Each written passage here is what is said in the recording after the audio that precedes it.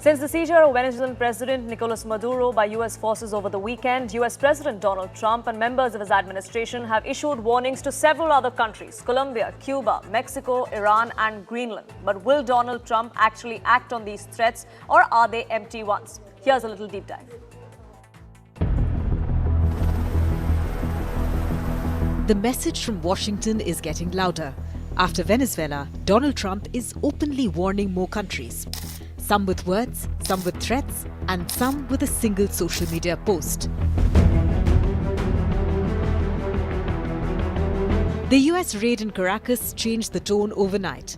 American forces captured Venezuelan President Nicolas Maduro and flew him to New York to face drug trafficking charges. Washington calls it law enforcement, and much of the world calls it something else. Brazil, Chile, Colombia, Mexico, Uruguay and Spain jointly condemned the action, warning that it sets a dangerous precedent and violates international law. But inside the White House, the message was clear: this was not the end. Cuba sits closest to the edge. Trump says the island is ready to fall on its own. No intervention needed. Cuba looks like it's ready to fall. I don't know if they're going to hold out. But Cuba now has no income. They got all of their income from Venezuela, from the Venezuelan oil. They're not getting any of it. And Cuba literally is ready to fall. And you have a lot of great Cuban Americans that are going to be very happy about this. His argument is economic. Cuba depended heavily on Venezuelan oil, and with Maduro gone, that lifeline is breaking. Inside Cuba, the fear is real. Blackouts are frequent, fuel is scarce, and entire power grids have failed. Cuban President Miguel Diaz-Canel called the Venezuelan raid a kidnapping and an act of state terrorism. Secretary of State Marco Rubio added fuel to fire, saying that anyone in Havana's government should be concerned. The reaction across the region has been sharp. 6 countries issued a joint condemnation. They warned that unilateral force undermines peace and risks civilian life. Trump has revived the Monroe Doctrine, the idea that the Western Hemisphere falls under Washington's influence. He calls his version the Donroe Doctrine. Backing right-wing governments, pressuring left-wing leaders, rewarding allies and punishing critics. Latin America is being told where power sits. Then came the Arctic. Trump has repeated the same line again and again. The US needs Greenland for national security. He points to Russia and Chinese ships near its course. He says Denmark cannot handle it. We'll worry about Greenland in about 2 months.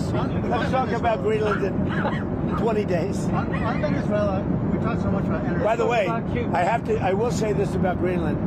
We need Greenland from a national security situation. It's so strategic. Right now, Greenland is covered with Russian and Chinese ships all over the place. We need Greenland from the standpoint of national security. And Denmark is not going to be able to do it, I can tell you. I think it's a big concern. You know what Denmark did recently to boost up security in Greenland? They added 1 more dog sled. It's true. They thought that was a great move. Greenland is not independent. It is an autonomous territory within the Kingdom of Denmark, a NATO ally. That didn't stop the pressure. The response was immediate. Denmark's Prime Minister said the US has no right to annex any part of the Danish kingdom. She warned Washington to stop the threats. Europe backed Copenhagen. Norway publicly stressed sovereignty must be respected. Greenland sits at the heart of the Arctic security routes. It hosts key defense infrastructure, holds mineral critical for modern technology. Washington says this is about defense, not resources. Trump has even appointed a US envoy to Greenland, further raising tension. The pattern is becoming clearer. Venezuela was the proof of capability. Some threats may never turn into action, others just might. But the uncertainty is the point.